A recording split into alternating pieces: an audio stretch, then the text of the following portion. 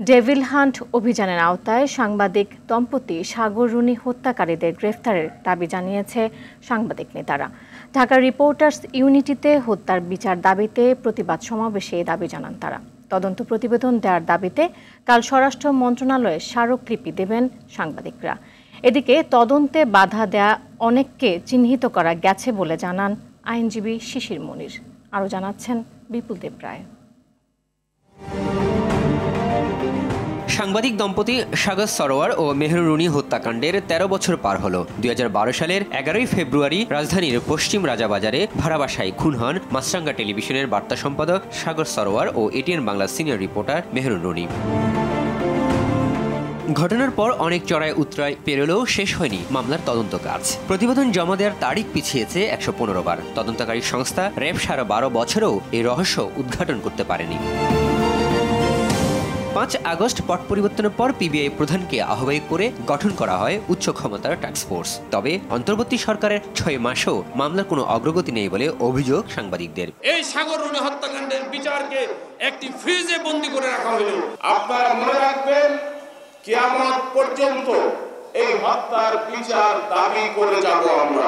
Dhaka reporters unity আয়োজিত প্রতিবাদ সমাবেশে সাংবাদিক নেতারা বলেন, বিগত আমলে হত্যাকাণ্ডের রহস্য কুক্ষিগত করে বিচার কাজ বাধাগ্রস্ত করা হয়। যে সমস্ত সাংবাদিক নেতাদেরকে আমরা ফেরেশতার মতো সম্মান করতাম, তারা এক পর্যায়ে আন্দোলনটা কুক্ষিগত করে গণভবনের কার্পেটের নিচে জমা রেখে কিছু সম্মানের অর্থে বা কিছু আর্থিক সুবিধার জন্য বেইমানি করেছিলেন। সেই যে আন্দোলনটা ভাটা পড়লো এবং আমরা প্রতি বছর এটাকে ধরে কর্মসূচি নেই ঠিকই, কিন্তু ওই কার্পেটের তলের থেকে আর এটা ওঠে নাই। মানে নিশ্চিত যে তারা বিচার করবে না। ডেভিল হান্টিংয়ের আওতায় রুনি সাগর হত্যাকারীদের আনয়ন করুন। আলোচিত এই হত্যাকাণ্ডের তদন্তের অগ্রগতি নিয়ে সুপ্রিম কোর্টে সংবাদ সম্মেলন করে নিহত রুনির ভাই নওশের রোমান ও সন্তান মেঘ। এতবার আমরা আশা ভঙ্গ ঘটেছে, যার ফলে আমরা আশাবাদী হওয়ার মতো কিছু পাচ্ছি না যতক্ষণ পর্যন্ত না আমরা তদন্ত রিপোর্টে কি আসছে সেটা জানতে পারছি।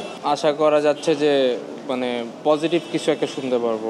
অতীতে তদন্ত প্রক্রিয়া আইনিভাবে চলতে বাধাগ্রস্ত করা হয়েছে বলে অভিযোগ করেন বাদী পক্ষের আইনজীবী শিশির মনির। এই ইনভেস্টিগেশন প্রসেসকে সঠিকভাবে আইনি পদ্ধতিতে চলতে দেওয়া হয়নি এবং ইচ্ছার অভাবের কারণে সময় মতো তার তদন্ত সম্পন্ন করা যায়নি। আগামী ৪ এপ্রিল মামলার তদন্তের অগ্রগতি প্রতিবেদন হাইকোর্টে দাখিল করার কথা রয়েছে টাস্কফোর্সের। তখনই সব খোলাসা হবে বলে মনে করেন আইনজীবী। বিপুল দেব রায়, RTV, ঢাকা।